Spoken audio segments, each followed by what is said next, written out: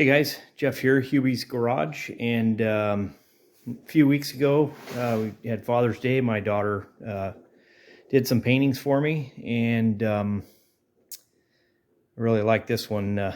Some of you might remember an old TV show. You big dummy, you big dummy, you big dummy, you big cold-blooded dummy, you big dummy, see what you did? Oh no, you big dummy, oh no, you big dummy, you big dummy. Anyway, it kind of looks like a California plate, but I kind of like what she did. She went ahead and told a little bit more of the story of what lies ahead by putting Montana on it. So we'll get to a little bit of the story of what's happening here at Hubie's Garage and what lies ahead. So, lots going on.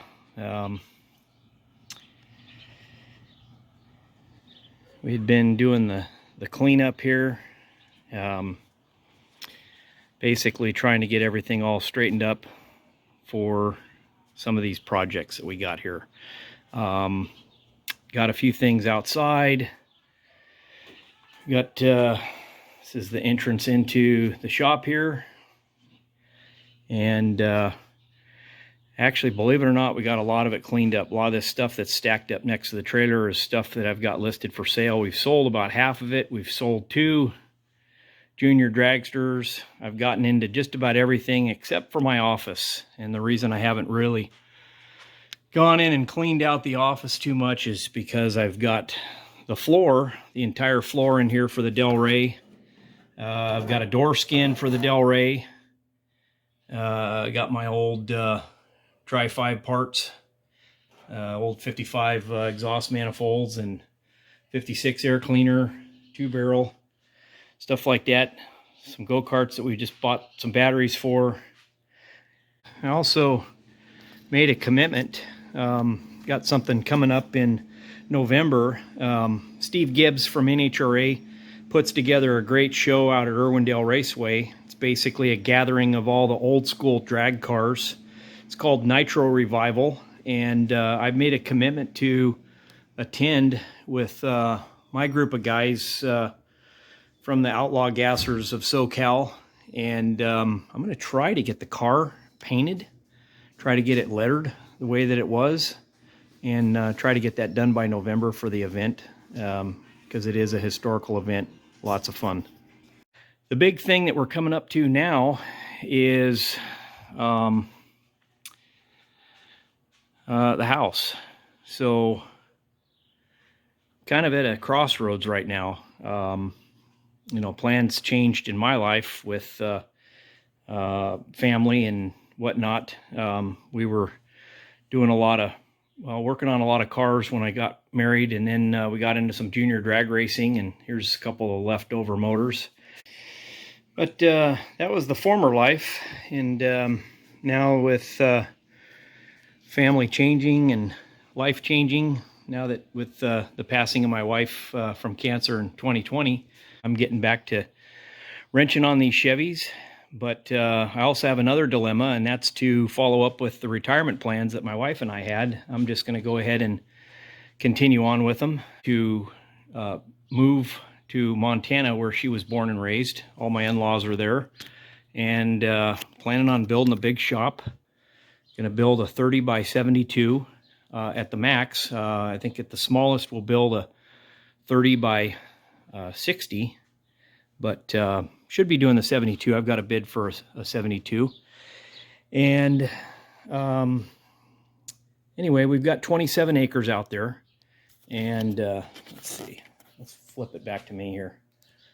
Not that my ugly mug is worth looking at, but so we've got 27 acres out in Montana, and just kind of looking at the housing market, and things are, let's just say they're just getting close. I'm at the point now where I'm looking at pulling equity at this point and putting it in the bank, leaving it there for the kids for their inheritance, and moving to Montana and you know, living there out with all my in-laws, you know, just doing the plan that my wife wanted us to do in retirement. So I'll have a nice big shop to continue working on the cars and have a continuation of Hubie's garage. But the dilemma that I face right now is there is no buildings, no structures, nothing on the 27 acres of land in our Montana property. So what I've come up with is it's layered. We had an opportunity pop up where we had a house that popped up very, very near us. And it's a rental, and it was a very good friend of mine that vacated the rental. He's a big V-dub guy, had about 7-8 V-dubs on his property, did some drag racing. Anyway, he moved out, and it opened up an opportunity. So I think what we're going to do is we're going to push everything down the street and move into that house and put the house here on the market and pull the equity while things are still somewhat hot. So I think it's a bold move. It's way outside of my comfort zone, but I don't want to be a coulda, shoulda, woulda guy. I don't want to lose half of the equity that we have. I don't really want to explain that to my kids. I want to do what's best for my kids. The stuff that I want to do with the rest of the time that I have on this earth is, you know, continue to work on these cars. Got things set aside to do what we need to do out in Montana, and should have plenty of money to put away and you know, leave it for the kids. So something we all try to do as parents is just leave something better for your kids than what we had growing up. So that's the plan. We're going to move down the street, I guess this will be, I got to count up the Hubie's garages. This one will probably be about number 4. We've got a 2-car garage. I've got an 8-foot high door so that I could put the gasser on the car trailer and back the whole rig into the garage. I've got the other stall here for the Bel Air post that I normally have in here, but of course it's out there. I've got the little workshop over here when it's cleared up and not cluttered. I've got the office in here. Believe it or not, there's actually a desk back there. And we've got the bathroom. So we actually, believe it or not, we actually lived in here for 18 months while we were building our house. We did a detached garage. This thing's 720 square feet. And we had a nice little studio apartment in here. It was actually fun. The kids were real little, and that's what we did. So anyway, we'll take a little walk where we're moving to. Might get a kick out of this. So luckily, with all my parts, stuff behind the garage, I got plenty of room over here. This is where we're moving, right next door. There is the new Hubie's garage.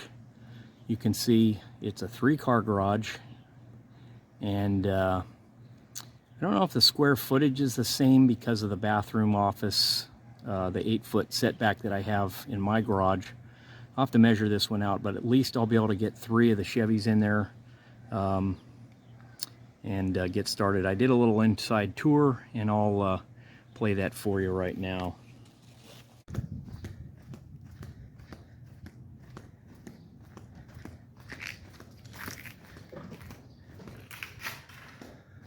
Well, this looks like the potential new Hubie's garage. 3-car now.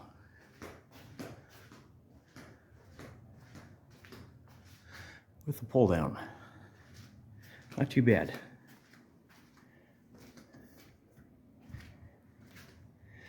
And a decent workbench, finally.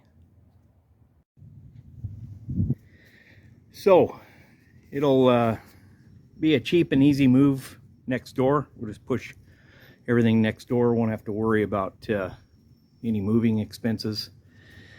You know, it's still a good time to cash out here. Market's just beginning to soften here. But, you know, the plan all along was to move and to get out of California and to build on the property and get the house built. Moving next door will allow us to focus on those plans, secure contractors and sign the contracts to start the build. And it's also allowing me to get out from under this house because of the fact that there's just a lot of maintenance. It's very high maintenance house. There's a lot to do. It's just too big for us at this point. As well as I'll be able to stay here nearby and help my mom with my dad with Howie. So anyway, it's time to do it. Time to make the move. So I sure do appreciate you following along. There's plenty of content here on the channel in what we have now and what we plan in the future. So here are some of the projects that we've done or are doing or that lie ahead.